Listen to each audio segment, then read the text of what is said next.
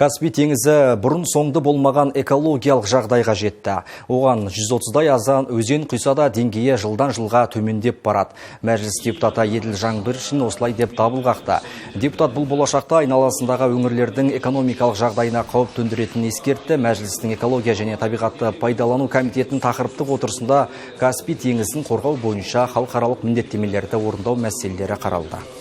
2021 жылдан бері Каспийдің солтүстік шығыс жағалау сызығы 50 шақырымнан астам шегініп, мыңдаған шаршы шақырым бұрынғы судың ауданы құрғақ жерге айналды.